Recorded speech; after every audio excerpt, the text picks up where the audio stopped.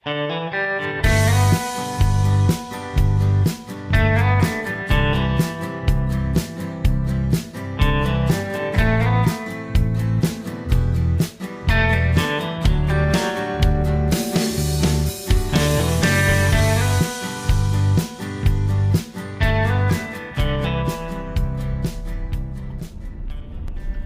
mga papi? Mga paps, babalik update nga po tayo ulit, no? Medyo natagalan nga nung huling video natin. Well, andito nga po tayo ngayon sa Nomo Avenue, no? Sa parting Imus pa nga po ito. Sinara nga po ito nung nakaraang buwan, no? For how many days din yun? Parang isang linggo mahigit din yata kung di ako nagkakamali.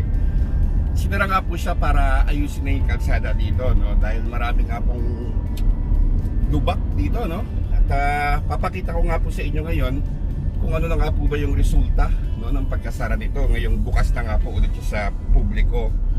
Well, ito nga pong Nomo Avenue mga papi ay kaya tawag din ito na Imus Bacoor Diversion Road.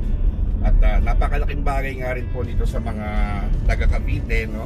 Para nga po makaiwas dyan sa Aguinaldo Highway, no? Lalo na nga sa SM. At lalo na ngayon na meron ang ginagawa dyan sa may SM, no? Yung flood control. So nakakadagdag nga po siya sa trapiko, no? Well, anyways mga paps, no? Meron pa rin mga issue dito ng right of way. Kung hindi ko nagkakamali, yan nasa harapan natin mga paps, oh.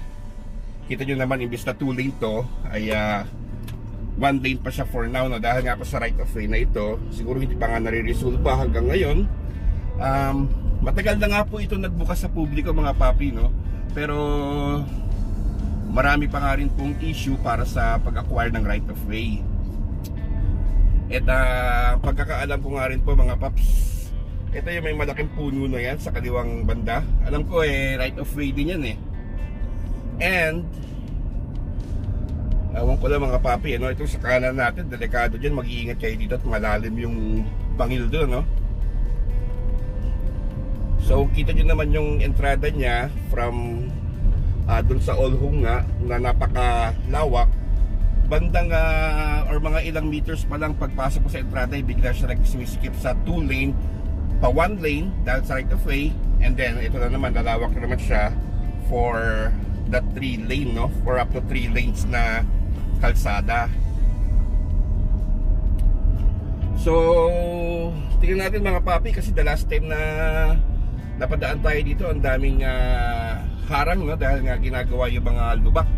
Pero sa ngayon mukhang okay naman mga papi. So wala na yung mga malalalim na lubak dito unlike before.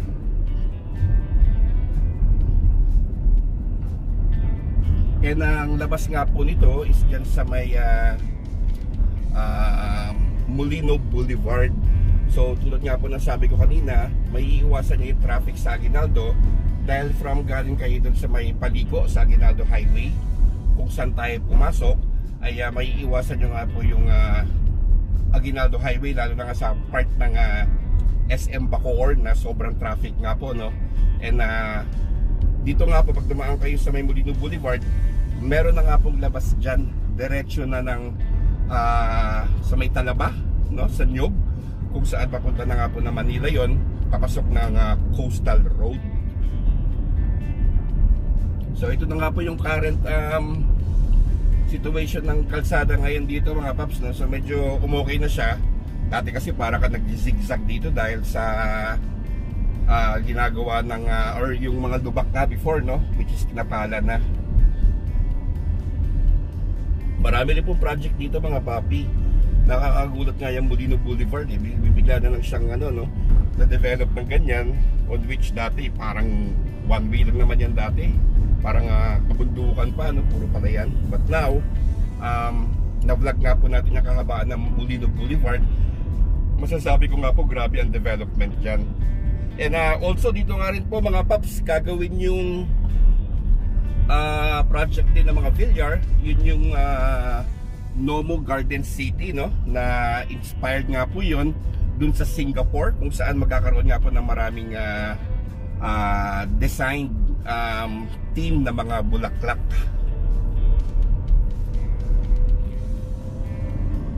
And at this time mga paps, yung pagdidireksyon ng kalsada na yan na yung Molino Boulevard mga papi, no? So tayo hindi na tayo dadayo pa ng Molino Boulevard. Gusto ko lang ipakita sa inyo nga yung current situation itong kalsada na ito after niya masara for at least how many days, no? 1 week. So yung mga paps, yung diretsyo doon, pagpakaliwa, yan po, papunta po yan ng Talaba, Nyog, or papasok na Manila, no, via Coastal Road. Meron din nga rin po dyan na River Drive, kung saan pwede ka nga po tumumbok palabas naman ng Las Piñas. At yung pakanan naman dito mga papi, pagkakanan kayo dyan sa Molino Boulevard, meron po dyan, or ang labas nga po nyan ay sa may Molino Paliparan Road, no. Papunta nga po yun dun sa may Molino Bridge, yung favorite project ng lahat. So ngayon naman mga paps, ikot tayo, no. Balik tayo sa part ng Imus. Check naman natin yung kalsada naman pabalik. Well, masasabi ko nga mga paps ay okay naman, no, yung result nung excuse me, yung result ng pag-rehabilitate ng kalsada, except that yung isa sa mga problema dito ay yung right of way issue pa rin doon nga po sa bandang bungad kung saan tayo galing kanina, sa part po ng Imus.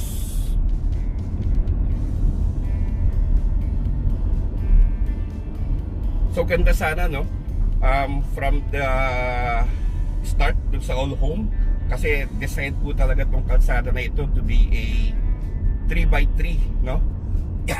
3x3 road. Malawak nga po sana siya, however nga, dahil sa right of way, may manipis nga po na parte sa bandang unahan.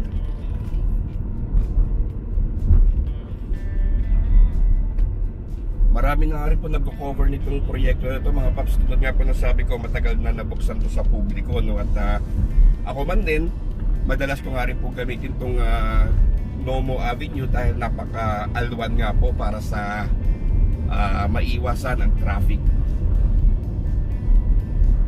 Meron po tayong separate vlog dito mga paps. Siguro ilalagay ko doon sa description box yung link, no? Nasa ganun mapanood nyo nga po yung kahabaan nito, kung saan siya lalabas, yung banda sa Las Piñas through River Drive, papunta rin po ng Molino Boulevard, at syempre yung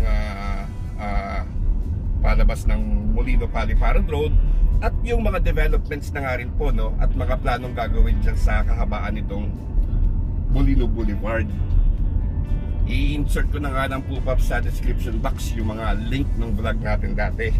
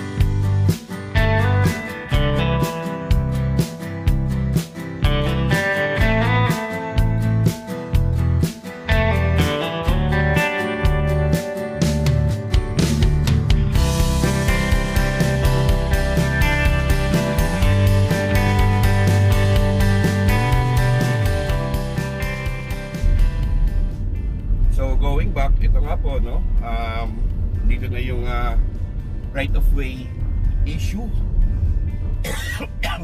Excuse me mga paps.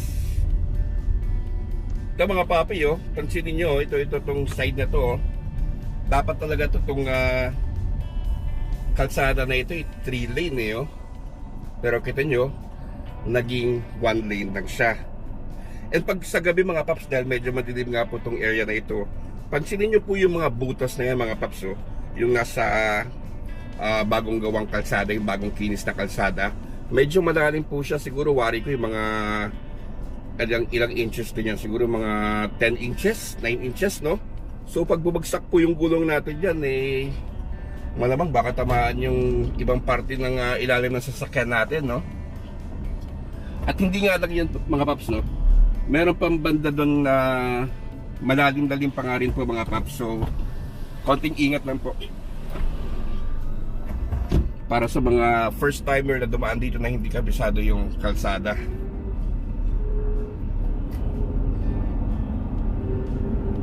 Yan o, yung mga paps, so yung gutter na yun sa gilid, no? Yan, malalim yan mga papi. So yan po iingatan natin. Ayun, so dapat dito sa gawing kanan yung lusot nung yung 3x3 lane dyan, no? Kaso nga lang dahil sa right of way na pahinto. Pansinin nyo mga paps, dito ibalik sa 3 lane na ulit, oh. So ganito po sana yung lawak talaga nitong diversion road na ito, no? Sayang at tagal na panahon na hindi pa rin naresolba yung right of way. Ganun pa man, nagagamit naman po ito ng publiko, open po ito sa lahat, at malaking alwan na nga rin po. Okay, so mga paps, ayan, balik na nga po tayo dito sa All Home Imus ulit, no? Palabas ng Aguinaldo Highway. Ipinakita ko nga na po sa inyo yung road condition ngayon dito sa kahabaan nitong Nomo Boulevard. Abangan nyo nga po yung mga ibang updates pa natin mga paps, no? Sa Imus, meron po akong ibabahagi sa inyo. Yung mga posting nga po na nakaharang sa mga road projects ay natanggal na nga po. Abangan nyo yun. Tsaka yung bagong tulay nga po, no? Na ginagawa dyan sa may Imus para makaiwas nga rin po sa heavy traffic. Papalabas nga rin po natin yung soon. Medyo higipit nga lang po sa oras ng inyong lingkod mga paps, kaya pagpasensyahan nyo na nga po at medyo matagal ako makapag-upload, especially this month, no, ng September. Pero pipilitin po natin na makapag-upload at least once a week man lang para nga may maibahagi ako sa inyo ng mga iba't ibang developments. Okay, sa mga paps, so hanggang dito na nga na po muna yung vlog natin. Ingat po kayo palagi. God bless. Siyempre, alam nyo na. Thank you!